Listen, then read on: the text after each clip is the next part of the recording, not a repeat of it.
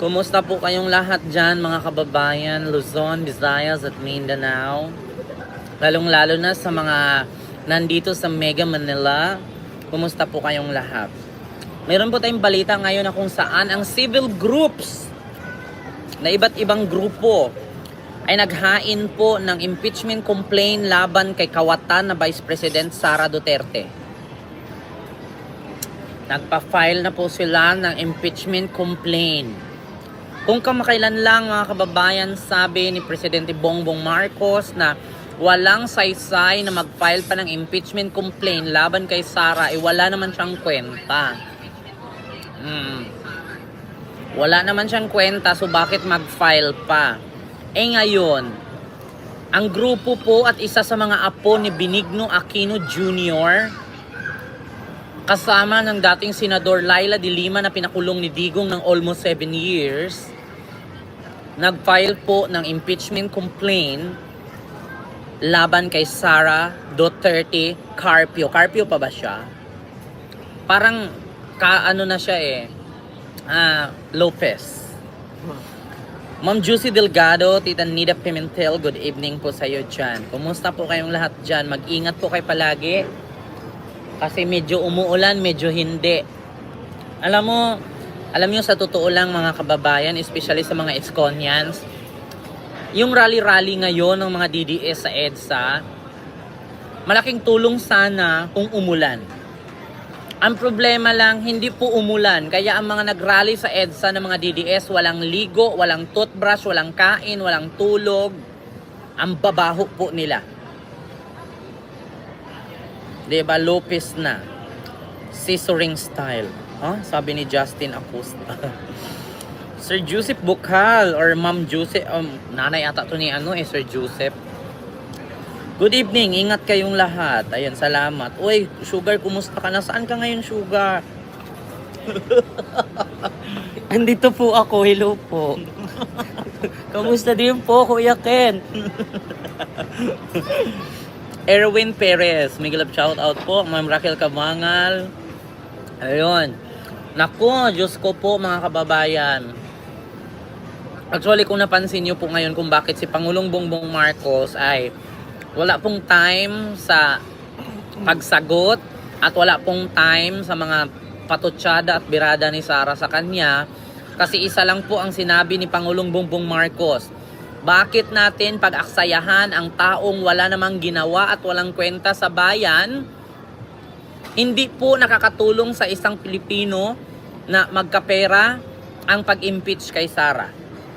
Hindi po makakaahon sa hirap ng buhay ng isang Pilipino kapag tugunan ng pansin si Sara. Sara is unimportant. Sabi ni Pangulong Bongbong Marcos. Kung pagtugunan ba natin ng pansin na i-impeach si Sara, tanggalin sa posisyon, yayaman ba ang bawat Pilipino? Magkakaroon ba ng bigas? Wala po. Diba? Hayaan mo na lang siya maging baliw dyan sa Office of the Vice President. Total, kahit mag-Serko Balintong yan, wala namang kwenta. Diba? Sara is unimportant. Yun ang sabi ni Pangulong Bongbong Marcos. Alam mo, sa totoo lang, ang sakit sa pakiramdam nang sasabihan kang Sara is unimportant. Diba? Kasi, kung tutuusin ninyo mga kababayan, kung ako tatanungin ninyo, may halaga ba si Sara? Wala po siyang halaga. Isa po siyang walang kwentang Vice President na tinatawag niya ang kanyang sariling public servant pero hindi naman nagsiservisyo sa bayan. Ang ginawa lamang niya ay maglustay ng pera, magnakaw ng pera sa bayan, magjowa ng staff, hiwalayan ang asawa kasi sangkot sa droga. Yun lang. Diba?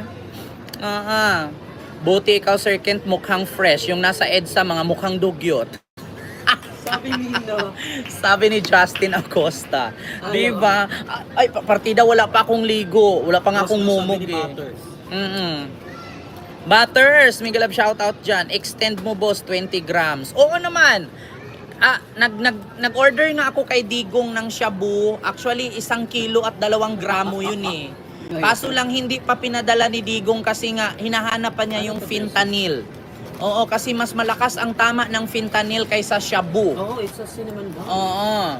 Kaya habang nag-order ako kay Digong, di ko lang sure kung nalista ni Digong kasi si Digong is Ulyani na. Hindi naabutan ng 2028, mamamatay na siya. Pero pinagdasal ko sa puong may kapal. Panginoon, habaan mo ang buhay ni Digong, dagdagan mo ng 200 years. Yung gagapang siya sa hirap, isasampay na lang. Yun po, Panginoong may kapal.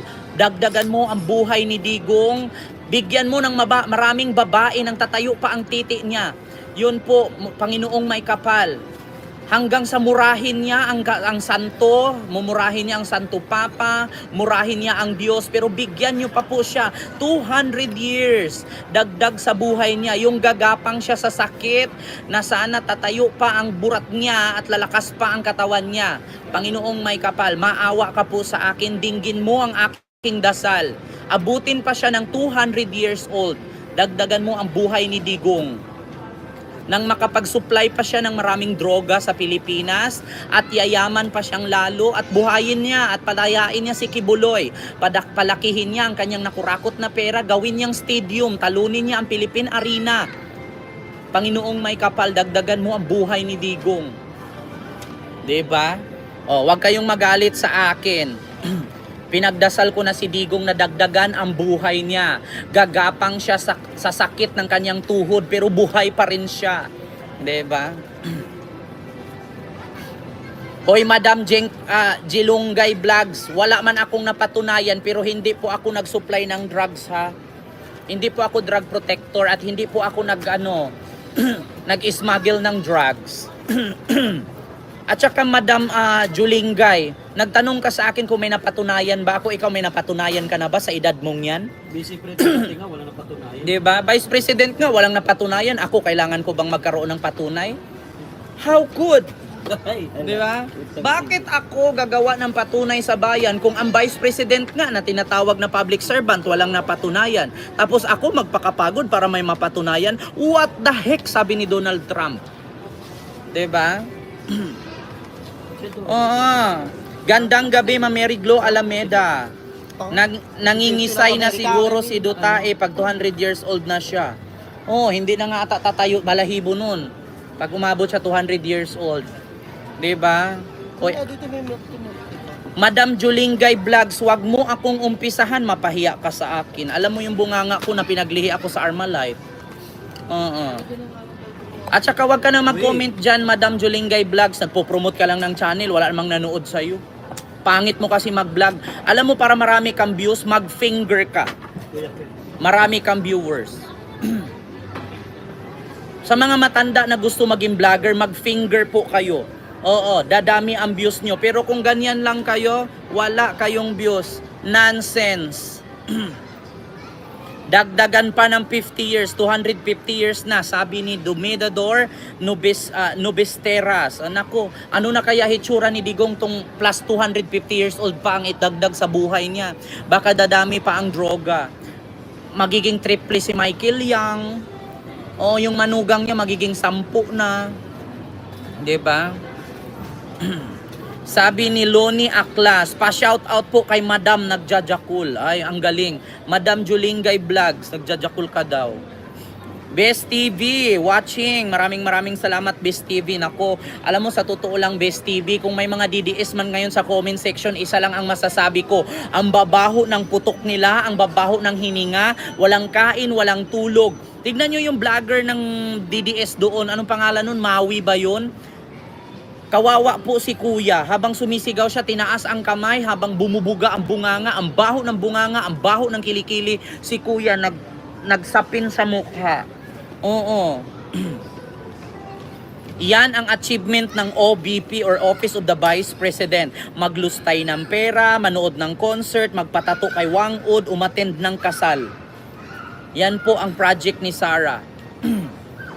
Diba? Hello po, watching from Ilocos Norte. Imelda, akala ko Marcos. Ayun, Ma'am Lindy Guzman, mega love shoutout sa iyo dyan, Ma'am. Claudine Lee Alcaide, hala, Jesus Christ. Ay, speaking of Claudine, mas maganda ka daw kay Sarah, kaya pinagpalit ka ng asawa niya. Totoo ba, Claudine? Ewan ko nga, effort talaga sila dyan, mag-rally-rally, di unahin ang personal na problema sa pamilya. Actually, Biz TV, may 500 per head kasi sila.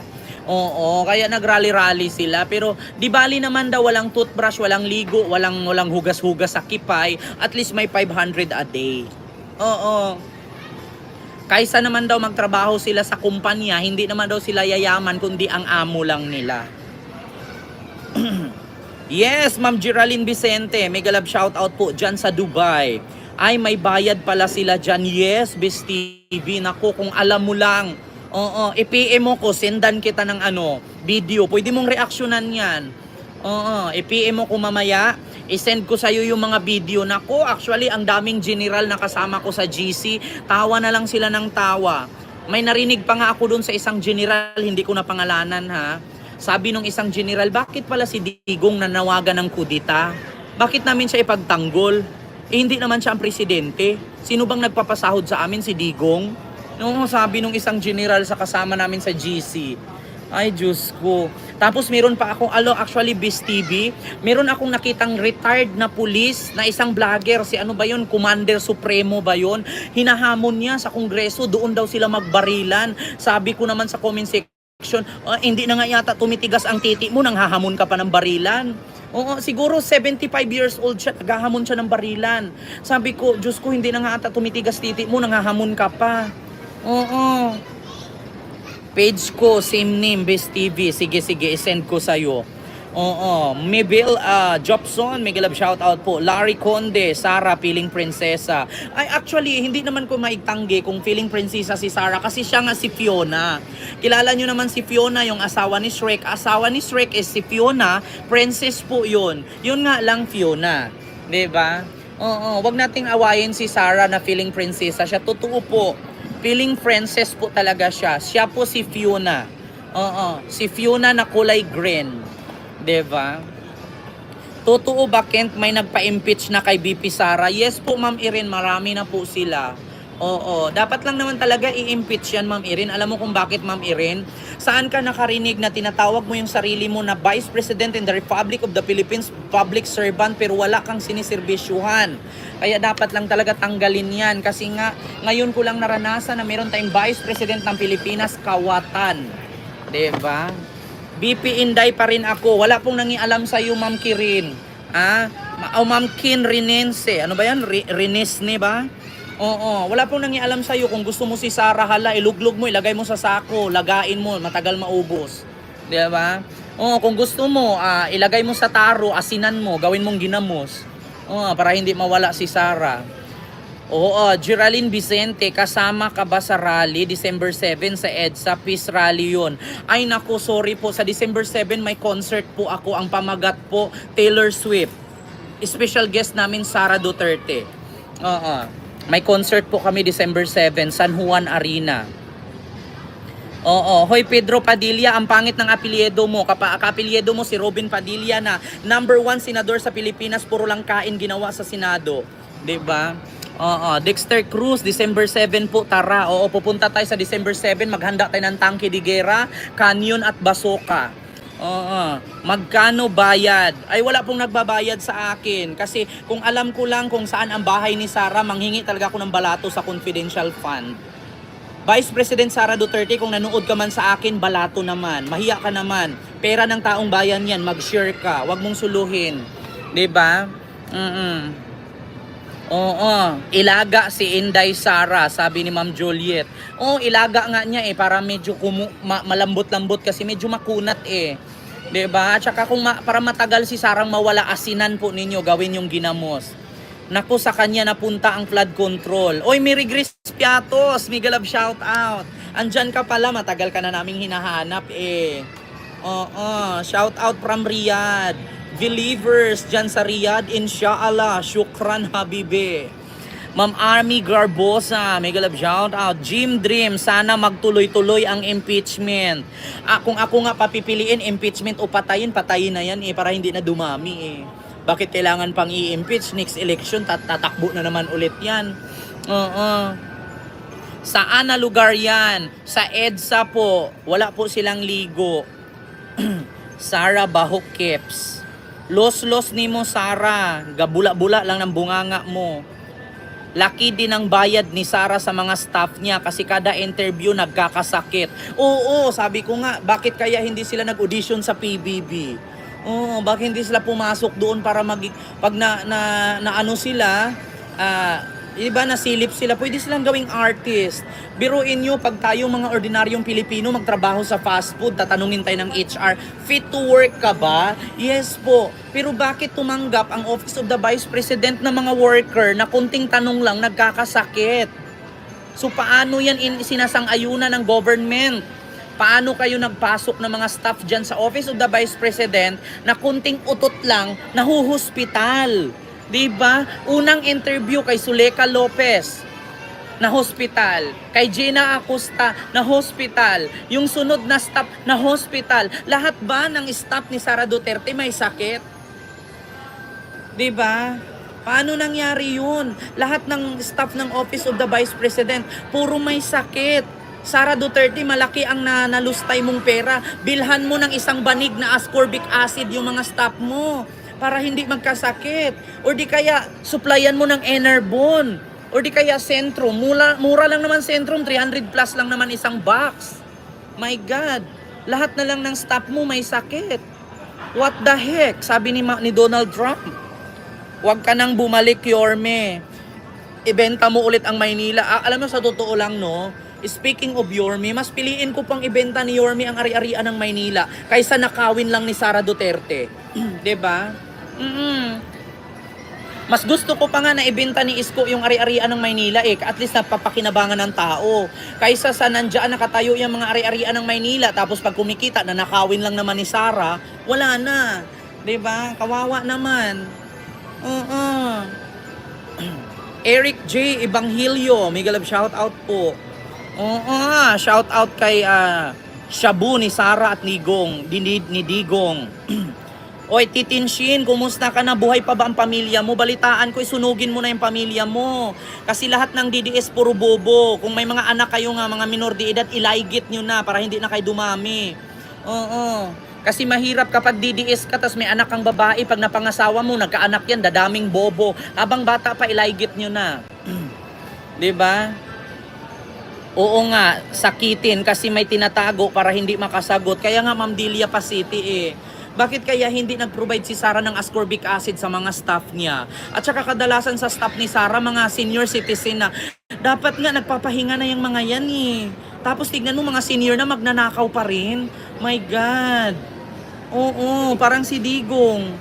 'Di ba? Oo. Malapit nang mamatay, kawatan pa rin, Diyos ko. 'Di ba? Alam mo, sa ginagawa mo may kalalagyan ka. Sa tingin mo, sa ginawa ni Sara, wala siyang kalalagyan? Sa ginagawa ko, may kalalagyan ako. Mas may kalalagyan si Sara. Ako, never ako nagbanta ng buhay ng presidente. Pero si Sara, papatayin daw niya. 'Di ba? Kaya si Sara, wag magpakita sa akin yan. Tusukin ko ng istro ng, ano yan? Istro ng Starbucks yung mata niyan. Sa palibhasa, hindi ako bet ni Sara kaya ayaw magpakita sa akin yan. Bet ni Sara poki kasi tomboy siya. 'Di ba? Deserve ni Sara bastusin. Binastos nga niyang presidente ng Pilipinas So pag si Sara mang bastos, okay lang. Pag kaming ordinaryong tao, hindi. 'Di ba? Yung teacher na minura si Duterte, pinadampot ni Digong, tinanggalan ng license. Tapos si Sara ngayon binantaan ang buhay ni Lisa Marcos, ni Martin Romualdez at ni BBM, okay lang. 'Di ba ang sabi niya, putang ina mo BBM, putang ina mo Lisa Marcos, putang ina mo Martin Romualdez. Naalala mo Lisa Marcos, pinadalhan mo ko ng sobre ang laman, DepEd, milyon, DepEd nakalagay, pero saan niya ginamit? Ginamit niya, nanood siya ng concert. Tapos ngayon, nung hinanapan ng Kongreso kung nasaan ang resibo, nagalit kay Lisa. Ikaw naman kasi Inday Sara, tanga ka. Pinadalhan ka ng pera para sa DepEd, hindi yung para dalhin mo doon sa Germany at manood ka. Tapos ngayon hinanapan ka ng resibo, isisi mo kay Lisa. Tangina mo, hindi para sa iyo yun, para sa DepEd yun. Sarap yan. Sobrang sarap. Tapos, ngayon magmumura ka. Putang ina mo Lisa Marcos, naalala mo ba pinadalhan mo ako ng sobre? Pinagsindan mo pa ako ng video. Di ba? Para naman kasi sa DepEd, ba't mo kasi ginamit sa concert? Ang ganda ko ng pagkakahikot. Sana nakatira si Sara Duterte. Ano? Sana nakatira? Matagal naman tumira yan si Sara. Ang dami na nga ata na ubos niya. Mas madami nga nagagastos siya kaysa sa nagawa niya.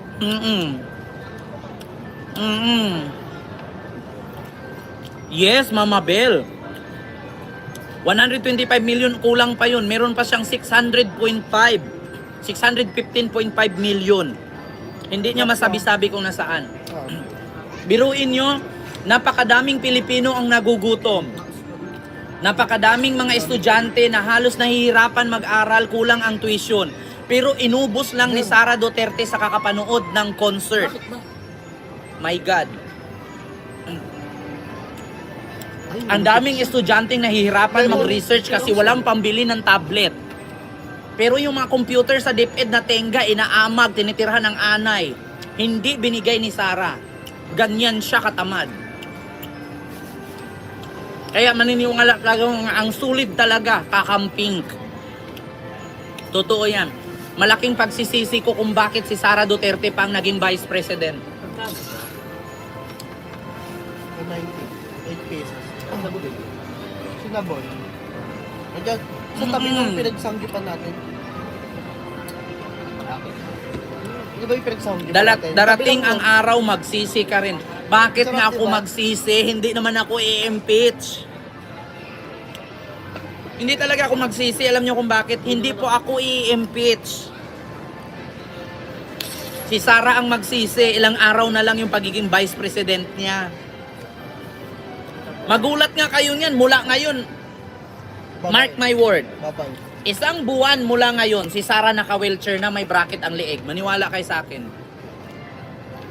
Yung mga staff nga niya, sinugod sa ospital, tinanong lang. Isang buwan mula ngayon, si Sara Duterte may bracket na ang leeg, naka-wheelchair na yan. Sabi ko nga, Sara, ba't hindi ka lang nag-artista, nag-politics ka pa? Ang galing mong umarte. Pero kahit mag-artista ka, Sara, mas masarap si Claudine sa'yo, kaya pinagpalit ka ng asawa mo. Kaya may inom ako. Doon tingali yun yung Bumili ka pineapple. isang piraso. Hindi.